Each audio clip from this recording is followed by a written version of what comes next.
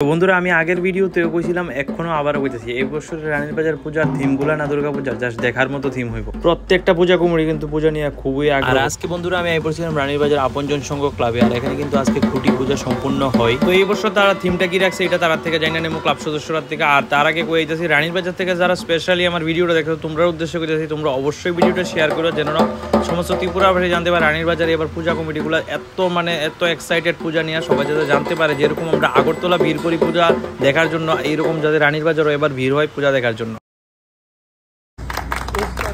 বন্ধুরা বর্তমানে আমি আছি রানীর বাজার আপনজন সংঘ 2024-এ কিন্তু সমস্ত ত্রিপুরার মধ্যে আপনজন সংঘ ফার্স্ট পুরস্কার পেয়েছিল তথ্য সংস্কৃতি দপ্তরের পক্ষ থেকে।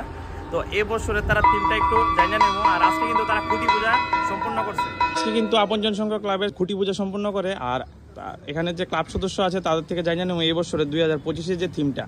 তো 24-এ তো তোমরা প্রথম পুরস্কার পাইছিলা তথ্য সংস্কৃতি দপ্তর থেকে, এই বছরের থিমটা কিরকম রাখছো? 2024-এ প্রথম পুরস্কার হয়েছি পরিবেশ বান্ধব এর উপর নির্ভর করে আমরা বাঁশবেতের কাজ করেছিলাম। তার তদ্রূপ এবারও 2025 সালে পরিবেশ বান্ধবের উপর নির্ভর করেই আমরা থিম সিলেক্ট করেছি। 2025 সালে আমরা মণ্ডপ সজ্জায় আছে অরুণ দেবনাথ। তো দাদা থেকে জেনে নেব। তো দাদা এই বছর এই ক্লাবের থিমটা কি রকম?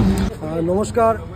এবছরে 2025 সালে যে আপনজন সংঘের ক্লাব দুর্গাপূজার ব্রতী হচ্ছেন, আমাদের এবছর থিম হচ্ছে টেবল রেসিডেন্সি হাউস, যেটা আমরা দূর দূরান্তে দেখতে পাই যে পাহাড়ের মধ্যে অনেক রেসিডেন্সি ভিলেজের মধ্যে রেসিডেন্সি টাউনঘর বা বিভিন্ন হাউসগুলা, সেটা আমাদের জামিরের শিল্পকলার মাধ্যমে তুলে ধরা হবে। আর সেই শিল্পকলা আমাদের সাথে সহযোগিতা করছেন লিচুবাগানস্থিত চারু এবং কারুকলা মহাবিদ্যালয়ের বিভিন্ন চিত্রশিল্পীরা। আশা করি এবছর আপনজন ক্লাব সমস্ত দর্শনার্থীদের মন জয় করতে পারবে। ব্লগ চ্যানেলের মাধ্যমে সারা ত্রিপুরাবাসীকে আমাদের এই ক্লাবে এসে পূজা দেখার জন্য আমন্ত্রণ জানাচ্ছি।